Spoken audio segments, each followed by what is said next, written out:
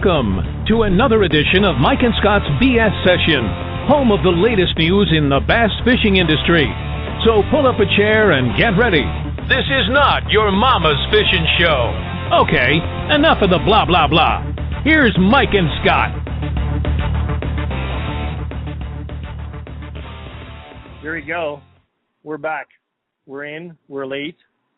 But we're here.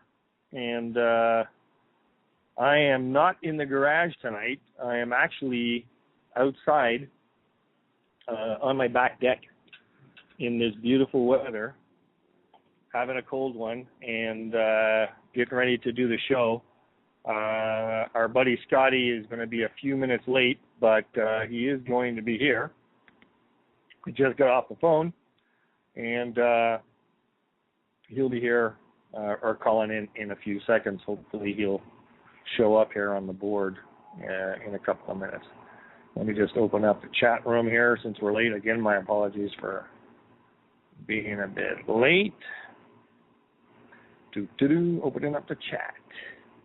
While that's opening up, we've had a lot of stuff going on over the last couple of weeks. There we go.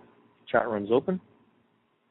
We've had a lot of stuff going on over the last couple of weeks, and I'm anxious to get Scotty on the line because we had a lot of stuff to talk about this week. Before we go into the details of this week's show, though, I'd like to say a hi to good buddy Bill Yip. Bill is a fellow who lives just up the street from me, and he's an avid angler and likes fishing and bass fishing especially. And he's a father of two boys, and he has a son who just went through some very, very serious surgery. He got out today from the surgery. It appears that the surgery went very well, and his son is thankfully on the road to recovery. So just a small note out to let Bill know that we're thinking about him and that we wish his son all the best and a speedy recovery and to get back on his feet. There we go. So good luck, Bill, and we're glad to hear that everything went well. Some of the things we're going to talk about today, last week was Fishing Canada's Ripple on Lake St. Louis. That was an insane event that went really, really well. We had a ton of teams for the event, so we're going to talk about that. We also, our good buddy Scott was on Lake Champlain for the FLW Everstart Series, and also, I'm not sure if I have listed them here. Yeah, we've got some highlights, some of the highlights of the 2013 Icast, which was in Las Vegas this year, which is now officially in the books. Our good buddy Gary Goshwin from Fishing Tech was up there and came back with a few tidbits on some of the highlights of the show and also some of the people or companies and gear manufacturers that won some awards that some of us around here in the local area are well aware of and use a lot of their products. And then we're going to go through some of the up-and-coming events in the next few days. Last week's Ripple on Lake St. Louis. Lake St. Louis over the last few years is turning into quite the hotbed locally for anglers. It's been producing well over the last couple of years, actually. Last, I'd say 3, 4, 5 years. But this year, not only Lake St. Louis, but all the local bodies of water have been producing, I guess, differently, or have been off, for a better description, because of the fact we've had so much water, so much rain, and big wind, and the temperatures have not been where they normally are in previous years. And right now, the water levels all around the Montreal area are very, very high and dirty. And yesterday, again, we got hit with a major, major thunder and rainstorm here in the Montreal area, which brought down a deluge of water. And obviously, I was going to go out today, but everything has been locally anyway, been washed out with what happened yesterday and last night. So I didn't go out, but I spent the day doing my running and a few other things around here. And so last week's Ripple, we'll get back to that. Last week's Ripple, we had 40 some odd teams that showed up. It was a great turnout because, as I said, historically, this body of water has produced some pretty great fish. And I went out. I didn't fish the event this year. I went out with the camera and did a lot of photography of the guys that are on the water. And took. We have somebody. I think we have somebody calling in here. Let me just bring them on. That would be Mike. That would be me, Mike. Is that you, Scott? Yeah. Are you hearing me okay, or is there an echo there? Oh, hold on. Let me just adjust the mic. I hear you pretty good, but you're showing up as this really weird number. Yeah, I don't know. It's coming in from, I guess, it's the same number as the host call in, actually. Yeah. I don't know how that happened. That's weird. Anyway. Well, good you were able to show up, Scotty. You've had a pretty... I tried to get in there a little bit sooner, but... Yeah, no, that's no big deal. We're looking forward to talking about how your weekend went and everything else. We're going to get into that in a second. I was just telling the people about the Ripple on St. Louis that we had going last week, and with over 40-some-odd teams, and how the local waters here, and you can attest to this because you've been doing some fishing around here, the local waters aren't what they normally are this year due to the high water and the rain and everything else we've had, right? Well, I got to say, honestly, the waters everywhere within the Northeast or anywhere that we've had all this rain has been very different. I mean, Lake Champlain, for example, is a lake that fished very different than it usually does for this time of year. And Lake St. Louis, Lake St. Francis, all these lakes seem to be fishing differently. Yeah. What was Champlain like? I know you were there on the weekend. What was it like? Well, I mean, it almost seems as though the fish were at a different stage in their I guess in the process that they would normally be. Fish were feeding very, very hard, almost as if they just came off the spawn, but were still grouped up and they were chasing bait all around the lake.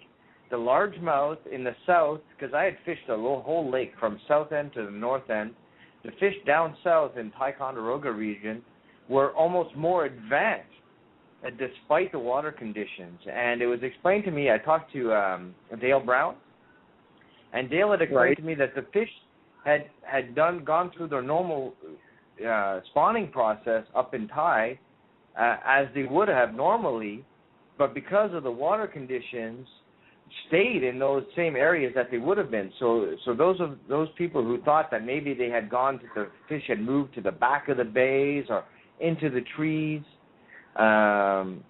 would have found that there were only little fish in there, because those fish that had spawned early on or as they should have just stayed in those areas despite the water levels. But the fish up north, I guess because water temperatures change depending on what part of the lake you're on, spawned a little bit later. I think there are still some spawning smallmouth, and now those are post-spawn fish that have moved into feeding areas and are chasing big balls of shad around. It was amazing. Wow. So basically the lake is a bit behind, and it's not acting like it normally would because of those high water conditions. Well, not for me. I mean, maybe it was acting normal for some other people, but from what I could see, based on the day one results and the day two results, is the weights were down. I mean, it took 2 bags. It took 30 pounds or 31 pounds to get into the top 10 after 2 days, which is not very much. Honestly, that's a 16-pound bag and a 15-pound bag to get you in top 10. Yeah, that's small weight for that body of water for sure. That's small. There was one 20 out of the whole tournament. There was one 20-pound bag. Wow. One. That's odd. remarkable. Very odd. So as you can see, and I was saying to everyone earlier, Scott, that locally the water is not where it is. It's way higher. It's way dirtier. It's cooler. And last week's ripple on Lake St. Louis basically proved the same theory that plagued the Econobass tournament, which was, I believe, a week before, where 16 pounds, I think it was, actually won the tournament on Lake St. Louis. And last week on the Fishing Canada Ripple, for 3 fish, 10.45 pounds. Whereas normally you're looking at about a 12-pound average, aren't you? Well, that's I mean, not average, but the winners are usually averaging about 12 pounds. Yeah, I think last year we won it with 12 or 13 pounds, and this year 10.45 took it.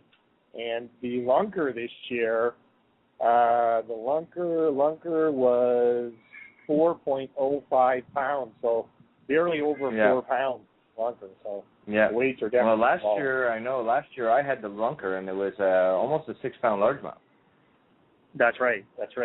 It was a much bigger fish. So the standings finished this year at the 2013 version of the Ripple on Lake St. Louis. First place was taken by Randolph Garrick and Jason Gramata with 10.45 pounds. Again, keep in mind, this is for 3 fish. They had the second lunker at 3.80 pounds. Fred Vachon and Chris Yandel, nice to see them on the scoreboard at 9.80 pounds. And they had a fish of 3.95 pounds, but they didn't get into the lunker pool, so they lost a chunk of cash there. And Remy Lorraine and Dominique Toussaint at 9.60 pounds. Then we had Stéphane Gereich and his first ripple with Simon Saint-Pierre at 9.5 pounds. They had a fish of 3.5 pounds in there in the lunker pool. And we also had Simon Saint-Pierre and Christian Pelletier at Sims Bait, 9.4 pounds. And then we had François Lagarde, Luc Morin at 9.3. They had the first lunker at 4.05 pounds. Eric de la Victoire, Claude Saint-Germain at 9.10 pounds. Loic Ayette and Mike Vasily at 9.05. So basically, at 8.95, and then last in 10th place, Marc Duclos and Charrois at 8.9. What I'm hearing there is weights that are really, really tight, a really tight field. Yeah, I mean, from first to 10th, we're talking about not even a pound in difference here. That's or right. Just about that's a pound. Right. It was just above a pound difference between first and 10th. So it was really, really tight. I mean, they were catching long fish, but the fish were spent. There was nothing to them. There was no guts to them. The fish hadn't been feeding, so there wasn't much to them. But on the note of that ripple, though, I'd like to take just a quick second to thank Carl Gagnon and Jean-Marc Desrochers. These guys volunteered during the day to give us a hand, Scotty. And without Carl and Jean-Marc, it's really tough to put these types of events together. So I want to just a quick shout out to Carl and Jean-Marc and thank them for their help on that day, because it was scorching hot, and we really appreciated the help they gave us. Yeah, well, no doubt. I mean, it takes volunteers to get an event like that off its feet and keep them going like that. No doubt at all. Now, before we get into the next part of this conversation, Scott, because you are a key element to this, which is what went down on the FLW EverStart series this weekend, we're going to pay a few bills, and I'm going to go into a little commercial here, and we'll be right back in about 30 seconds to talk about Scotty's adventures at the FLW series. We'll be right back. Sounds good. Let's do it. Evinrude outboard motors with E-Tech technology are designed to keep you on the water doing what you enjoy and not sitting in the shop. 3 years or 300 hours before you need to service your Evinrude E-Tech power plant. 2-stroke power combined with the economy of a 4-stroke. For those dedicated to water, power, fishing, and fun. Evinrude, official motors sponsor of Mike and Scott's BS Session. There you go. Well, that was short and sweet. That was short and sweet, wasn't it? Speaking of Evinrude, tomorrow I meet up with a gentleman by the name of Bob Reynolds from Romulus, New York. Bob is coming to pick up the Evinrude that is sitting 250 HO E-Tech at Maple Grove Marine. Get out of town. Get out of town, yeah. He's coming to pick it up. We'll be loading into his pickup around 1 o'clock tomorrow, and he'll be heading back to New York to hook it up to his boat. And we have a new member in the Evinrude family. That's awesome. Great news. He's got the Lightning gear case on that thing too, doesn't he? Yeah, he's gonna fly. He's gonna fly. He's gonna see numbers like he's never seen us. He's gonna be a happy camper. So let's get back. Did you leave him your custom prop at least? Yes, I did. As a matter of fact, he's taken away that power tech. He's gonna have some fun. He's gonna be a happy camper, no doubt about it. No doubt. So let's get back to the meat of this discussion, Scotty. We gotta look into this now. We talked about leading up to this event. We talked about your preparations, the days on the water, the free fish, what you had going. You didn't mention to the listeners what kind of bites you had going during the free fish. But if I look at the day one results, and we had 3 Canadians essentially down there that we were watching. There was yourself, there was Denny Andrade, and there was Danny Cavada. And right. I looked at the day one results, and day one results, Jenny Andrade had 5 fish for 13.05 pounds. She finished in 68 spots. You had 5 fish for 10.14 pounds. You were in 107th. And Shimano's Yanni Cavada had 1 fish at 1.10 pounds. Ouch. Then we went to day 2. Yeah. And they moved up from 68 to 42nd. He had 5 fish with 13.11 pounds for a total of 26.15. You also moved up significantly to 66th with 5 fish and 13.02 pounds for a total of 24. And I didn't see any fish weighed for Shimano's Danny Cavada. Actually, he did come in with 5 fish. He weighed in at 8 pounds for a total of 9 something. Okay, I couldn't get the numbers on Danny for day 2. Yeah, they're there. Well, so listen, the practice went so-so. Very inconsistent throughout the practice. I put quite a few days in this time around. I fished both the south and the north. The south being what I thought would have had the better bite, but very inconsistent. So I did 1 day of 20 pounds, and then I did a day of 15 pounds, and then I did a day of 12 pounds. And, I fished very different things on all 3 days just to try and locate fish. But what happened on the third day is I went back to those spots or those areas that I fished and tried to fish them the same way I did when I did that big bag, and they weren't biting it anymore. They weren't hitting the frog the way that I thought they would be hitting the frog, and it just seemed as though if I were to make a decision to go to that end of the lake, it would have been a gamble. A long drive. It's a 60 or 70 mile run, and it limits the time that you can spend on the water. But ultimately, I think it probably would have been the best decision I could have made for day one. Day one, I ultimately decided to stay up north, fish a smallmouth bite, which given the conditions that I had, dead calm water, high sun, very hot, were the worst possible conditions for me to go out there and fish smallmouth, given the data that I had collected. But I decided to do that anyway for, sometimes you make decisions on a whim, you go with what you think might be best. I decided to try and fish for an average bag, which ended up being a little bit difficult. But so that's what I did, I went out there and battled it with all the other boats, and I ended up being a little bit short. So I heard somebody laughing in the background. Yeah, my kids just came up and totally distracted me from what I was saying because they were making funny faces at me. So I kind of gave them the shoe. I shipped them off with hand gestures. Sorry about that. But I'll tell you what, that Thursday was a battle because I got out there and I had a spot that could produce a decent bag, and I'm not talking about a big bag, but I'm saying I expected to get 15 pounds because that's what I was consistently getting throughout practice under any conditions. But when you get out there and you're 7 people on a spot, it makes it difficult. Like, it kind of spreads the weight out throughout all the boats. And from what I could see, we all were catching fish, we'd all get one decent one and then a bunch of small ones because there weren't that many big fish around to go for 7 boats. That's 14 anglers on one spot. So I stayed there for the better part of the morning because the fish were biting and there was always that chance that, you get a good one. My co-angler luckily got almost a 4-pounder first thing.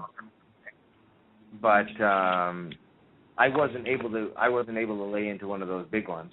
And it's funny. You talk about a tournament with a lot of boats like that, and you have rules, and the rules are there's no limit between boats. But I find sometimes it's very disrespectful. I was the first one to get to the spot. I had a decent takeoff number. I got there early enough that I was alone for about 2 minutes. And then I had a boat pull up on my left. Then I had another boat pull up on my right. And I'm not saying just pull up within 100 yards. They pulled up within 15 feet of me. I mean, they were basically bumper to bumper with me. And at one point, there were 7 boats all around us, and which I was the first one to get to the spot, so I was hoping to take advantage of the fact that I could get there first, given my takeoff number, given the fact that the weather was in my favor and I could run my Bass Cat as quickly as it could run. I was doing 77 down that lake, and I was just barreling past people, and that was the point. The reason why I wanted to get there first was so that I could take advantage of that spot. And at one point, I looked beside me, and I had a guy 15 feet to my left, had a guy 15 feet to my right, and the only cast I could make was straight in front of the boat. My co-angler had smoke coming out of his ears because he couldn't even fish. He could cast backwards. So there's no distance limitation in the FLW, Scotty? No. They do have a rule. They say if you set your anchors down, you lift your trolling motor, nobody's allowed within 50 yards of the end of your cast. But, if they're already there and we're fishing in 10 feet of water, I'm not anchoring. I can't drop my power poles down deep enough to really touch bottom and keep position. And besides the fact that they're already on the spot, I don't think legally I can do it, I can't just drop my anchors if everybody's there. I could have been able to do it maybe prior to them getting there, but it kind of, you get caught off guard, Yeah. So I looked at the guy on my left, and then I looked at the guy on my right who was kind of being a little bit arrogant with me. And I said to him, hey, you know what? I feel like ham and cheese. And the guy looked at me with a puzzled look on his face, like, where's he going with this? And he goes, well, what do you mean by that? I said, well, I'm stuck between 2 buns, and and I laughed it off with him. I didn't get aggravated, and I definitely didn't get snooty with anybody. I did what I could given the circumstance, and when I felt as though the bite completely died, I started moving around. And ultimately, I wasn't able to change any other fish during the day. I kept catching 2-pounders, and you know what a 5-bag limit of 2-pounders gives you is it gives you about 10 pounds. So I finished with 10-14 after day 1. Day 2 was very, very different. And, by the way, I talked to Pete Glusek, who was also buzzing around me, and he made some really good decisions in the day. He ended up with over 15 pounds after day 1. Did suffer a loss. He had a dead fish that, they were taking the baits really, really deep, and probably the fish got injured, so he did get a quarter-pound deduction, but he should have been somewhere around 16 pounds. But he had a good day, and he just seemed to be able to make those decisions. So it was the right decision to go to the right spot at the right time, and he ended up in a good spot, So day two came around, and the talk of the town was that the lake was about to turn over. Wind started to pick up just slightly in the afternoon, or not in the afternoon, but in the evening. And the word was out that Friday was going to be like torrential winds and hurricane-force winds. So, not literally, of course, but we had 45K winds on Friday. The lake was as rough as you can take it without having to cancel an event. I mean, it was borderline. Let's call it off. Yeah, so that close. I mean, permanent director left gave us a prayer in the morning, and we'd get back all safe and nobody breaks anything or hurts anything. And they advised us to try and take care of our fish because, you banging fish around in your live wells, you don't have a good chance of keeping them alive. And they set us off. We were off to the races. But for me, it turned out to be better because I like fishing the north end for smallmouth under windy conditions. I think that for me, my spots or the locations that I like to fish turn on better. And that's what happened. I got to this one spot by 8 a.m. I had about 15 or 14 pounds of fish in the live well. But I suffered a major, major problem. All my fish died. So I had 4 fish. Awesome. I had 5 dead fish in the live well. Yeah. Yeah, wow. They were. I know exactly why. I was fishing in a rip, so there was current coming through this one point, and on the back side of the point, the fish were just in a feeding frenzy. So I would launch a tube in there, just bounce it off the bottom, and I would feel like a subtle hit. But because you got so much drag in the line, the bite felt subtle. But I think the fish was really hammering it down below the surface. If you could actually see him, he was probably attacking at full force, and they were taking it in deep. And by the time I would feel him, he had that tube shoved way down his throat. And every time the fish would come out of the water and come, I did my best to try and feel it because the first fish I caught was 3 and some odd pounds, and when he came out of the water and he started to do his head shake, I saw blood coming out of his gill plates, and I was like, oh, geez, what happened? When I got him in the boat, the hook was in his lip. It wasn't in his gill. It was in his lip. But what I think they're doing is they're taking it in deep. You're setting the hook. You're ripping it out, and you've already hurt it. You've already injured him, and then it's getting caught in his lip. So that happened. That happened on all my big fish. Yeah. You had like 14 or 15 pounds there, but because of the dead fish penalties, you took a hit. Yeah. Hey, we have 2 callers online. We do? Yeah. Look at the board. We got 2 guys coming in here. We got one. Oh yeah, we do. We do. Hold on a second. Let's check this out because it's a little unexpected. We're gonna check them out. We're gonna bring them on here. Hold on a second. All right, check the first one out here first. Yeah, here we go. How you doing? Hello. Hello. Is this Loic? Hey, you're on the air.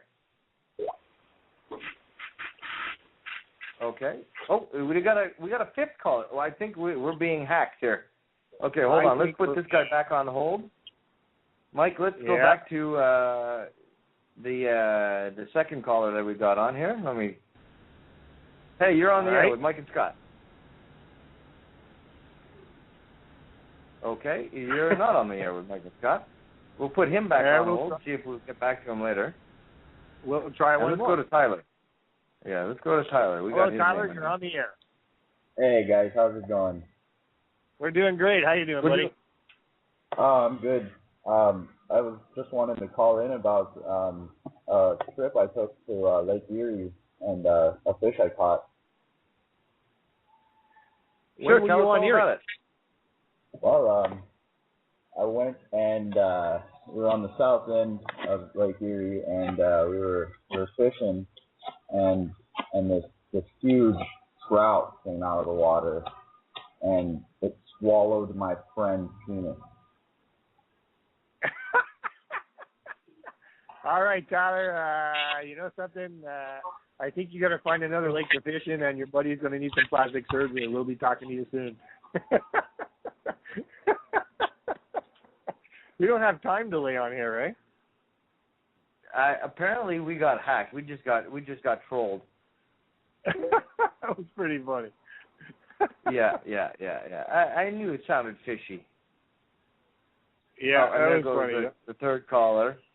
And that's probably what this number is all about here, too. Yeah, I would think so.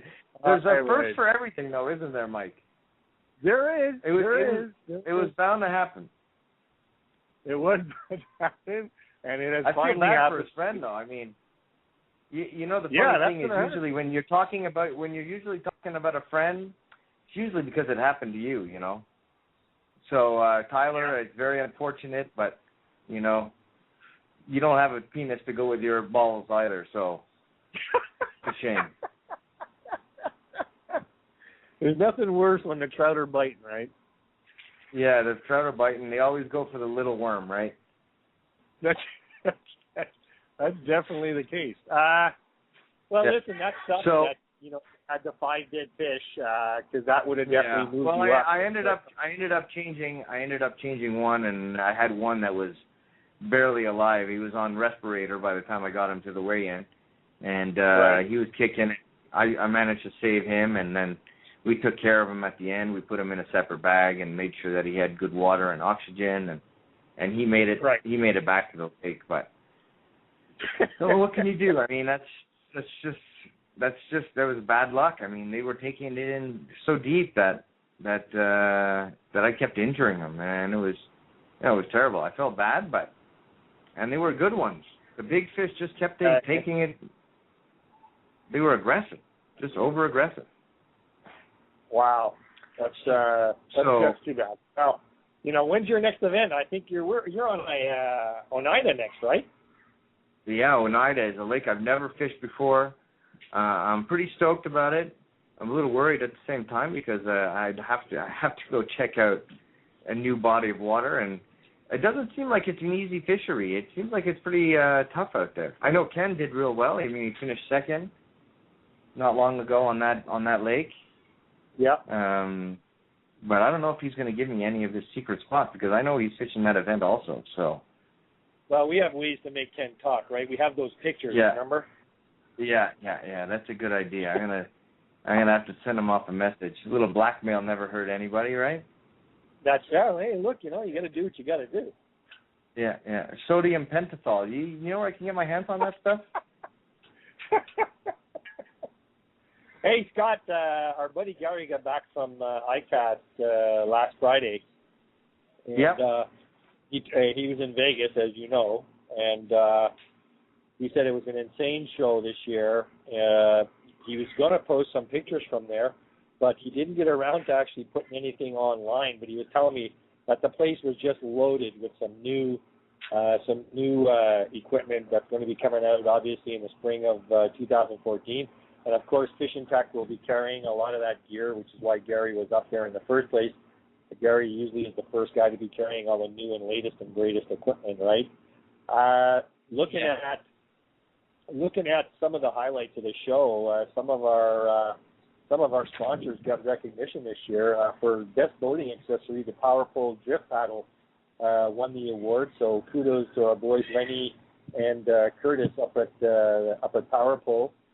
And also, freshwater rod, again, goes to the St. Croix Legend Extreme. Way to go, boys.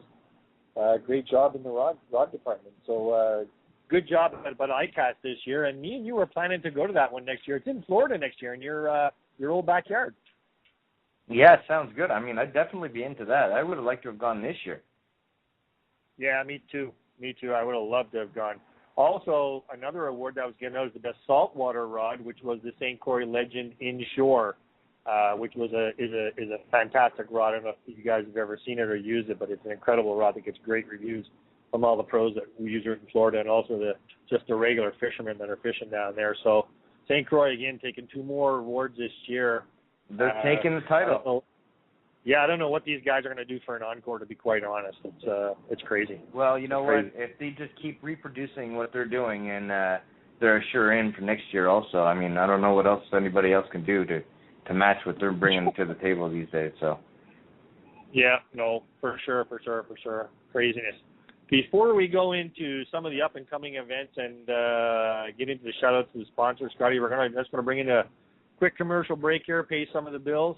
And we'll be back with everybody in about 30 seconds to do the closeout of the show. Sounds good to me. All right. Bass Cat Boats builds a total performance bass boat that will fit your needs and budget.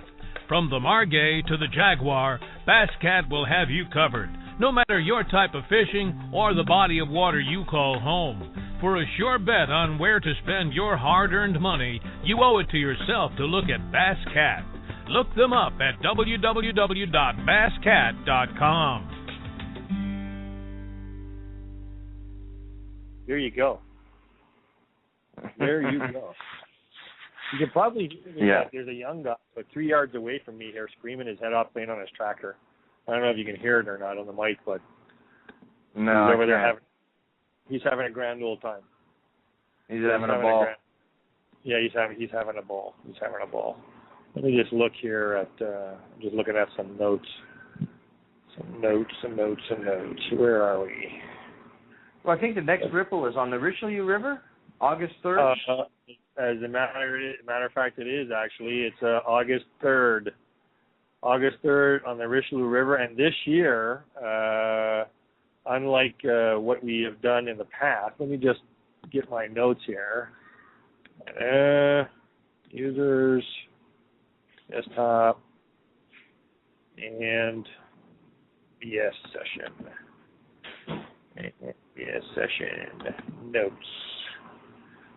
Unlike previous ripples on the Richelieu, we're going to allow people to run to Lake Champlain. Oh, I didn't know that we weren't allowed to in previous ripples. Yeah, in previous ones you were limited to Canadian water, but this year we're going to allow people to, if they choose. They don't have to, but if you choose, you can run down to Lake Champlain and fish there and come back. And again, the anglers are responsible to be compliant with regard to permits, getting the proper permission to cross the border with the fish, et cetera, et cetera, et cetera. Yeah. Let me ask you this: if a competitor is in violation of New York or Vermont law in regards to fishing, they get a ticket for fishing outside of boundaries or in sanctuaries or what have you. Do they get DQ'd from the tournament? Yes, they do. And if I'm not mistaken, if you get caught doing that on that side of the border, you immediately empty your live well, so you're coming back with no fish. Oh, right. Anyway, okay. Yeah, you're coming back with no fish. They force you to release all fish. I see. Yeah, so it's well. That's good. That's good. Yeah, it's a good point, Scotty. It's a good point. So as long as people know that they play for keeps on the other side of the border when it comes to not being compliant with all the regulations and the rules. So just make sure you have your permits, your proper permission to bring the fish back and to fish those waters, and you should be fine. You should be fine. Yeah. Well, I think it's good that that the whole lake is open. With 44 teams, the Richelieu River gets a little bit tight. Yeah, it does. And unless I'm mistaken, last week there was actually a speed limit on there because of the height of the water. Was there really? And they didn't want big waves and wakes being sent to the shoreline because I guess it's going up, doing damage to the shoreline, et cetera. So they were limiting the speed for 7 days on the water. Now, is it, have they extended that? I don't know. We'll have to find out. But we still got a bit of time before we get to August 3rd, so hopefully the water levels will drop down a bit to reasonable levels and we'll be okay. Yeah, no doubt. No, that's for sure. So that's August 3rd. You can sign up on www.fishingcanada.net. Scotty would be fishing that event with me, but he'd be on Lake Oneida, running on the big water, trying to make some big money. And as we said, you'll be able to run to Lake Champlain at that event. And also on July 27th, out of Parc Gaindeau in Cornwall, the Econobass will be running their tournament out there. Some shout-outs tonight. As I mentioned earlier, we got a new listener tonight, and it's the gentleman I mentioned earlier who will be becoming a new member of the Evinrude family tomorrow. Mr. Bob Reynolds will be on his way down to Maple Grove Marine, and we'll be handing him over his beautiful brand shiny, but not brand new, but almost new, only 60 some odd hours on the frickin' thing. Evinrude 250 HO E-Tech. What a machine. So welcome to the show, Bob. And tonight we're going to give our shout-outs to all our friends from Team Evinrude, the Rude crew, Jill Johnson, Cynthia Bichette, and obviously Pierre Ouellette from the Evinrude family. Ed Pudfat up at Paddle Tails, where they speak bass fishing. And Rachel Chouinard and Navionics, Wayne and the boys at Bennett's, and Scott over at Zico Shoes. It was great talking to you, Scott, and I hope everything works out with our good buddy here in Montreal. Gary over at Fish and Tech, who was the party's over, Gary. You're done at Icast. It's time to get back to work. And also Ken Golub and our good buddy Pete Glusek, who were fishing down on Lake Champlain, I believe, with you, Scotty. Shout out to those boys. Yeah. Well, you know, Ken cashed a check, right? Yeah, I know Ken cashed another check, so I can't wait to see Ken and get some of that check. You know what I'm saying? Yeah, well, he's got to buy the drinks next time we go out. So that was the deal. That was the deal. Claude Castel, Gabe, Benoit Bland, Derek Lemieux of Maple Grove Marine. Can't say enough about these boys. Best en route service in town. Ego S2 Slider Nets. Be a part of the revolution. Navionics, making sure you get back on both land and the water. Power Pole. Nothing holds your boat stronger than Power Pole anchors. And Mustang Survival. They save lives for a living. Our podcast is brought to you by iTunes in the podcast section, blogtalkradio.com for your laptop and desktop. You can also hook us up at www.fishincanada.net and the WRVO Radio Network, located at www.marinaviolaoutdoors.com. Also look us up on Spreaker.com, the Fishing Canada Radio. And they have a mobile app that is really, really crazy. This is a packed show, Scotty. It went by like kaboom. It did. It went by real quick, and you know, we didn't even have a guest this time around, and we had our first troller. This was the first solo in a while. I think hopefully we'll be back on in the next 2 weeks from now, and hopefully the water conditions will have settled a bit and stabilized, and we'll be able to get some type of stability in the weather. Some normal fishing in. Yeah. I don't know. If it depends on the weather. If it keeps raining the way it has been, we might be in for some serious water conditions here. I mean, they're already borderline flood levels, so we'll have to see. Yeah, for sure.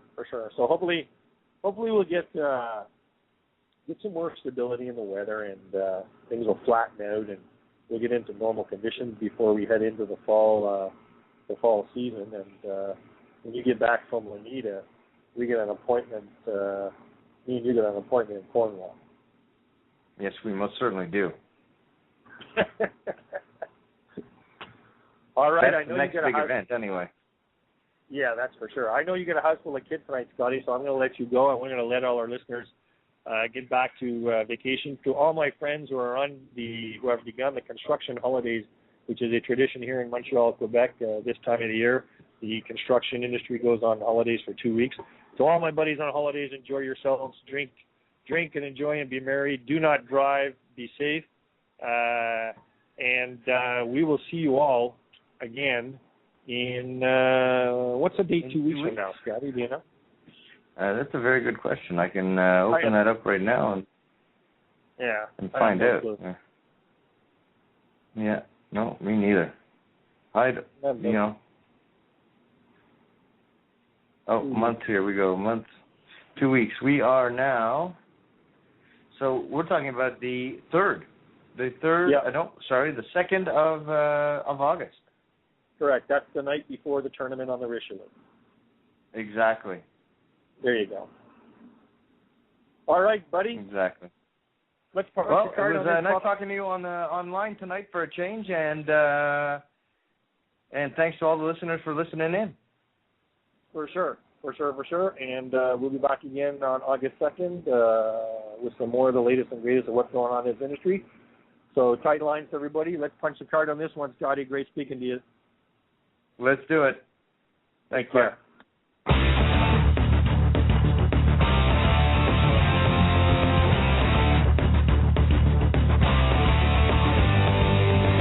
This one's a wrap.